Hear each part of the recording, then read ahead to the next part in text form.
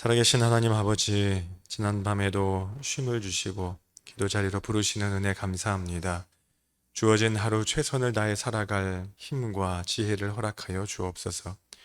최고의 것 드리는 마음으로 또 감사의 삶으로 주님께 영광 드리며 오늘 하루를 살아내게 하옵소서. 예수님 세상을 이처럼 사랑하사 우리에게 가장 좋은 것 주시려고 이 땅에 오셨습니다. 그 사랑 기억하며 주님 사랑 닮아가게 하옵소서. 우리 성품과 삶을 통해 주님을 드러내는 인생 살게 하옵소서. 가정과 일터와 학업, 삶의 자리를 위해 기도합니다. 가정마다 평안함과 주님의 보호하심을 허락하여 주옵소서. 일터에는 잘 되는 복을 허락하여 주옵소서. 공부하는 자녀들 지혜를 주시고 좋은 만남의 복도 허락하여 주옵소서. 특별히 주님 삶의 문제로 어려움 가운데 있는 성도들 있습니다. 낙심한 자들 있습니다. 마음을 붙잡아 주시고 다시 소망을 품게 하여 주옵소서. 병상에 있는 환우들 기억하사 능력의 손으로 치유하여 주옵소서. 진료를 놓고 기도하는 이들에게는 길을 열어 주옵소서. 성전 리뉴얼의 모든 과정이 주님 뜻과 계획 안에서 진행되길 소원합니다. 마치기까지 좋은 날씨 주시기를, 또 공사 일정을 주님 주관하시고 참여하는 모든 분들의 안전과 삶의 자리 위에 함께하여 주옵소서. 이 시간을 통해 성도들 한 마음과 한 뜻으로 함께 지어져 가게 하시고 믿음과 기도의 역사를 경험케 하옵소서. 성전이 새롭게 되며 우리 공동체도 예수 사랑 안에 하나임을 깊이 깨닫고 감사와 기쁨의 고백들이 넘쳐나게 인도하여 주옵소서. 가정마다 일터마다 주님 주시는 은혜와 복을 풍성하게 경험하게 하시고 오늘도 성도들 삶의 자리마다 영으로 동행하여 주옵소서. 이 모든 말씀 예수님 이름으로 기도합니다. 아멘. 오늘 아침 우리에게 주시는 하나님 말씀은 역대하 25장 14절에서 28절 말씀입니다. 역대하 25장 14절에서 28절 말씀입니다.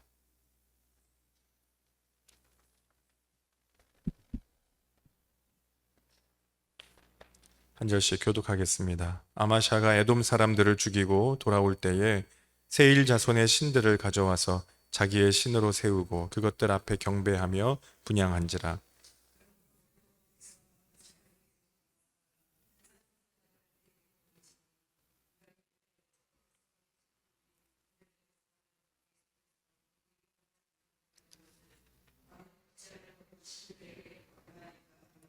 선지자가 아직 그에게 말할 때에 왕이 그에게 이르되 우리가 너를 왕의 모사로 삼았느냐 그치라 어찌하여 맞으려 하느냐 하니, 선지자가 그치며 이르되 왕이 이 일을 행하고 나의 경고를 듣지 아니하니 하나님이 왕을 멸하시기로 작정하신 줄 아노라 하였더라.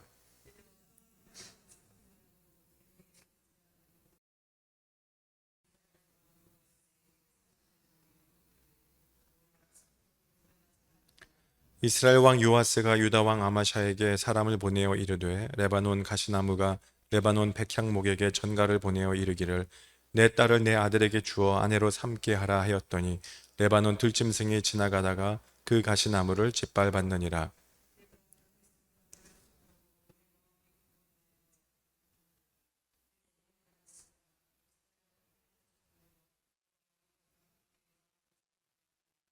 아마샤가 듣지 아니하였으니 이는 하나님께로 말미암은 것이라.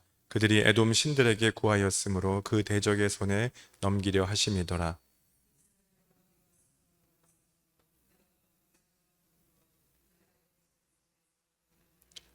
유다가 이스라엘 앞에서 패하여 각기 장막으로 도망한지라.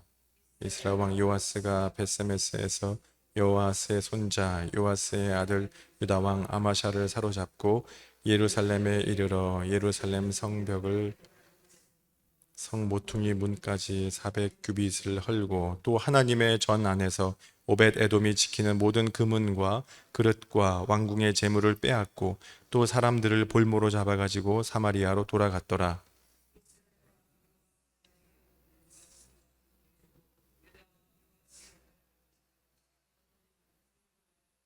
아마샤의 이외에 처음부터 끝까지의 행적은 유다와 이스라엘 열왕기에 기록되지 아니하였느냐.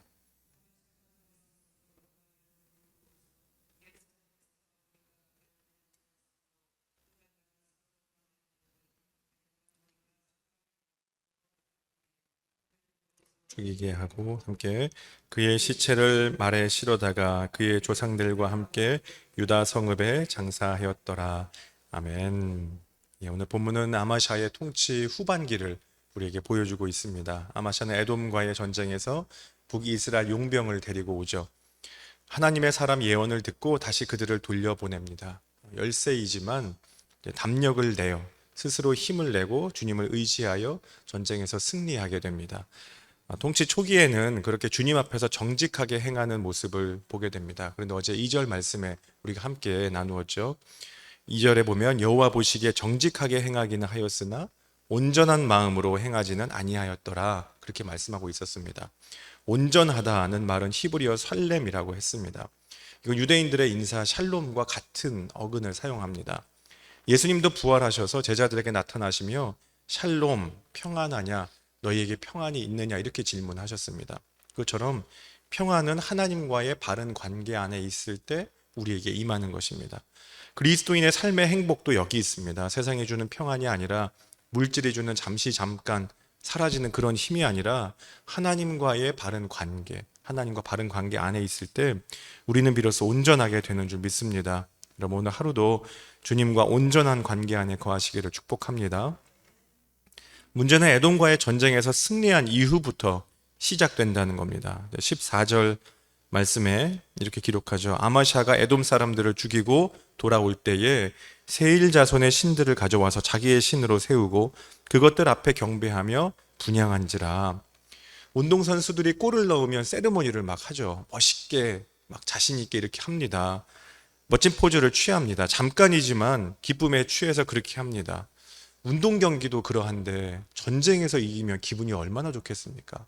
얼마나 그 승리의 감격이 크겠습니까? 그런데 여러분, 전쟁에서 승리한 이후, 승리 이후가 문제입니다. 잘 되고 난 이후가 항상 문제입니다. 그때 조심해야 됩니다. 당시 고대 세계에서는 전쟁을 신들이 싸우는 신들의 전쟁이라고 생각을 했습니다. 그리고 아마샤는 에돔의 우상을 회파했어야 되는데 그 우상을 전리품으로 가지고 오죠. 그런데 그 우상들에게 경배하는 어리석은 행동을 하게 됩니다. 누가 시킨 것도 아니고 강요하지도 않았습니다. 그냥 전쟁의 승리에 도취되어서 패한 족속의 신들에게 경배하고 분향하는 이런 어리석은 행동을 하게 됩니다. 2절 말씀에서 아마샤가 정직하게 행하려고 노력은 했지만 온전하지 못했다는 것이 바로 이 말씀입니다. 왜 그렇게 되었을까요?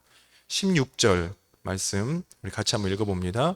선지자가 아직 그에게 말할 때에 이르되 우리가 너를 왕의 모사로 삼았느냐 그치라 어찌하여 맞으려 하느냐 하니 선지자가 그치며 이르되 왕이 이 일을 행하고 나의 경고를 듣지 아니하니. 어제 읽었던 본문에서는 하나님 사람의 말을 들었습니다. 그래서 용병들을 다 돌려보냈는데 이제 듣기 싫다는 겁니다. 내가 세상에서 제일 잘 나간다 그렇게 생각하니까 그런 경고도 다 듣기 싫습니다. 교만입니다. 유발 하랄이라는 유명한 이스라엘 출신의 학자가 있죠. 그가 쓴 책들이 많이 있는데 그가 쓴 책 중에 21세기를 위한 21가지 제언이라는 책이 있습니다. 그 책에 보면 21가지 제언 중에 겸손을 이야기합니다. 그러니까 이렇게 글을 시작해요. 사람들은 대부분 자신들이 세계의 중심이며 자신들의 문화가 인류 역사의 주축이라고 믿는 경향이 있다. 이게 무슨 말이냐면 사람들은 자기 중심주의에 굉장히 익숙하다는 겁니다.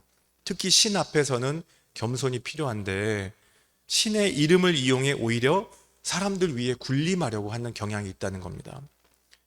사도 바울도 예수님을 인격적으로 만나고 교만에 대해 경고합니다. 고린도전서 10장 12절에 보면 그런즉 선줄로 생각하는 자는 넘어질까 조심하라 그렇게 말하죠. 여기서 바울이 강조하는 것은 그리스도인의 영적인 교만입니다. 고린도 교회 성도들은 자랑이 많았던 사람들입니다. 드러내는 신앙생활을 했어요. 그러다 보니 서로 자신이 맞다고 싸우는 갈등이 굉장히 많았습니다. 언제 넘어지고 우리가 언제 낙심하고 또 언제 실패합니까? 내가 서 있다고 생각할 때입니다. 내 믿음이 대단하다고 생각할 때입니다. 내 믿음이 대단하고 내가 단단하고 내가 성숙해 있다고 생각할 때, 나를 과대평가할 때 그때 그리스도인은 넘어진다. 바울은 그렇게 이야기를 하는 겁니다. 그게 바로 그리스도인들의 가장 큰 적이라는 겁니다.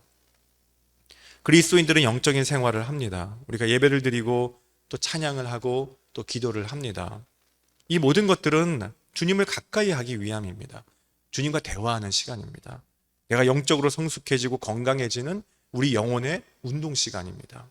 말씀 앞에서 나를 들여다보는 반성의 시간입니다. 그런데 성경을 많이 봤다고 또 기도를 우리가 많이 했다고 결국 자랑할 일들이 아니죠. 그건 자랑할 일이 아닙니다. 더 낮아져야 됩니다. 주님이 우리를 기도 자리로 부르실 때 그게 이유가 있습니다. 왜냐하면 우리 기도하는 사람들을 통해 우리 삶의 낮은 자리로 우리를 흘려보내시기 위함입니다. 그래서 우리를 기도시키시는 겁니다. 과정과 일터의 낮은 자리로 우리를 흘려보내세요. 그래서 우리를 기도시키시는 겁니다. 우리 교회의 낮은 자리로 흘려보내시기 위함입니다. 요게벳이 아기 모세를 갈대 상자에 담아서 나일강으로 떠내려 보내죠. 그때 마음이 얼마나 조마조마했을까요? 그것처럼 그런 마음으로 하나님의 역사를 구하고 기적 같은 은혜를 구하면서 기다리는 마음으로 주님의 사랑을 흘려보내고 또 주님의 능력을 흘려보내고 성령 충만함을 받아서 내 삶의 자리로 돌아가라고 하나님께서 우리를 기도시키시는 줄 믿습니다. 낮은 자리로 가는 겁니다. 그래서 신앙생활을 오래 하면 오래 할수록 우리에게는 영적인 겸손함 그리고 신앙인으로서 다른 사람에 대한 세상에 대한 책임감을 더 크게 가지게 하십니다. 왜냐하면 죄인된 내 모습이 너무 크게 보이기 때문에 그렇습니다. 감히 하늘을 우러러 고개를 들지도 못하고 기도했던 세리의 기도처럼 주님을 만나는 사람은 하나님의 은혜가 너무 크기 때문에 그리고 무겁기 때문에 그렇게 변해가게 되죠. 종교개혁자 마틴 루터는 이런 고백을 합니다. 나는 교황이나 모든 추기경들보다 나 자신이 더 무섭다. 왜냐하면 내 마음속에는 교황보다 더 크고 무서운 교만이 있기 때문이다. 그리고 이어서 20절에 이렇게 기록하고 있습니다. 같이 한번 읽어볼까요? 20절 아마샤가 듣지 아니하였으니 이는 하나님께로 말미암은 것이라 그 대적의 손에 넘기려 하심이더라. 아마샤의 태도를 보면 참 이해하기 어려워요. 이 앞장에는 앞부분에는 그렇게 용병을 보내면서 하나님 사람의 말을 잘 들었던 사람이 이게 같은 사람인가 싶습니다. 그렇게 고집스럽게 변해버립니다. 16절에는 심지어 이 하나님의 사람에게 그렇게 말하죠. 어찌하여 맞으려 하느냐 협박까지 합니다. 폭력배로 변해버립니다. 선지자의 입을 막아버려요. 그러다가 북이스라엘 요아스 왕과의 전쟁에서 큰 피해를 입고 부하들의 반역으로 라기스에서 죽임을 당하게 됩니다. 사무엘하 11장에는 다윗이 우리아의 아내 밧세바를 취하는 범죄 장면이 기록되어 있습니다. 다윗은 전쟁을 많이 했던 왕입니다. 그런데 다윗이 범죄했을 때가 사실은 가장 잘 나갈 때였어요. 외형적으로 가장 잘 나갈 때였습니다. 나라는 점점 강성해지고 다윗의 명성은 다른 나라들 사이에서 유명해질 때였습니다. 나라도 힘이 생기고 다윗은 유명 인사가 되었습니다. 그런데 다윗의 인생에서 가장 잘 나가던 그때 다윗의 영성은 가장 밑바닥이었습니다. 가장 밑바닥이었습니다. 여러분, 그때 내가 강해지면 내 안에 계신 하나님은 작아진다는 생각을 우리는 잊지 말아야 됩니다. 내 안에 계신 하나님이 커지면 내 자아는 작아집니다. 항상 그렇게 됩니다. 많은 그리스도인들이 힘들고 어려울 때 주님을 찾습니다. 그리고 괜찮다 싶으면 예배 자리와 기도 자리를 멀리 합니다. 이제 내 힘으로 할 수 있겠다 싶은 그런 생각이 들어서인지 모르겠습니다. 하지만 힘들고 어려울 때 우리는 주님을 찾아야 됩니다. 그런데 모든 것이 다 잘 풀리고 괜찮으면 그때는 더 간절히 주님을 찾아야 됩니다. 왜냐하면 삶의 모든 순간마다 주님이 필요하고 모든 것이 잘 풀릴 때 유혹이 더 강하기 때문에 그렇습니다. 사탄이 우리를 넘어뜨리려고 더 큰 함정을 파고 기다리고 있기 때문에 그렇습니다. 성경은 말합니다. 하나님을 가까이 함이 내게 복이라. 하나님을 가까이 함이 내게 복이라. 하나님을 가까이 하면 우리에게 지혜를 주십니다. 내 삶을 인도해 주십니다. 그런데 내 자아가 만족되면, 내 자아가 충족되면 하나님이 보이지 않게 만들어 버립니다. 모든 것이 괜찮다 생각이 들면 그 다음에는 나는 너무 바빠. 난 너무 할 일이 많아. 모든 것이 괜찮다 생각이 들면 그런 생각으로 주님께 나아가지 못하게 합니다. 하나님보다 가까이 해야 될 것들이 너무 많습니다. 상황과 환경이 만족되면 나를 넘어뜨리려고 찾아오는 유혹이 너무나 많습니다. 얼마나 많은지 모릅니다. 주님과 만남의 자리로부터 멀어집니다. 그래서 주님의 음성을 듣지 못하죠. 27절 말씀에 아마샤가 돌아서서 여호와를 버린 후로부터 예루살렘에서 무리가 그를 반역하였으므로. 역대기를 쓴 기자가 그렇게 아마샤의 통치와 아마샤의 인생을 평가해요. 아마샤가 돌아서서 여호와를 버린 후부터. 그의 인생 후반부에 일어난 이 영적인 그리고 모든 삶의 원인이 하나님을 버린 것이다. 하나님을 버린 것이다. 돌아서서 여호와를 버린 후부터. 여러분, 역대기로부터 우리는 우리의 영적인 생활, 신앙생활의 교훈을 얻습니다. 내가 무언가를 말할 때는 나를 알리고 그리고 내 생각을 알게 하는 것이죠. 우리가 무언가를 들을 때는 듣는 것은 다른 사람에 대해서 아는 기술입니다. 그게 바로 경청입니다. 하나님에 대해서 알기 위해서는 하나님에 대해 경청하고 민첩하게 주님의 뜻에 반응해야 됩니다. 아마샤는 돌아섰어요. 돌아서서 하나님의 말씀 듣기를 거부했습니다. 포기했습니다. 듣지 않습니다.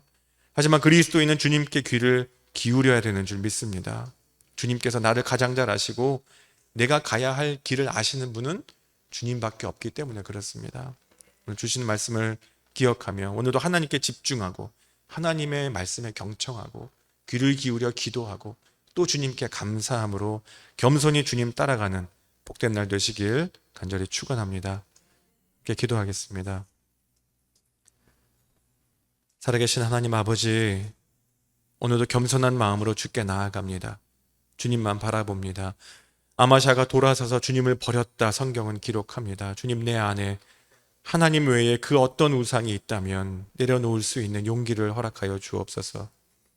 말씀 따라 걸어갈 믿음을 주시고 불안과 두려움, 해결되지 않는 인생의 문제들, 내 것이 아니라 주님의 것임을 주께 맡겨드릴 수 있도록 믿음을 더하시고 세상의 모든 걱정, 근심, 모든 것들을 샬롬의 은혜로 하늘의 평강으로 새롭게 하시는 주님을 바라보며 오늘도 나아갈 수 있도록 감사를 고백하며 그리고 기쁨으로 나아가는 믿음의 사람들 되게 하여 주옵소서. 이제는 우리 구주 예수 그리스도의 은혜와 하나님 아버지의 한량없는 사랑하심과 성령님의 동행하심이 주님 말씀으로 승리하며 살기를 소망하는 모든 믿음의 사람들 위해 이제와 영원히 함께 하시기를 간절히 축원하옵나이다. 아멘.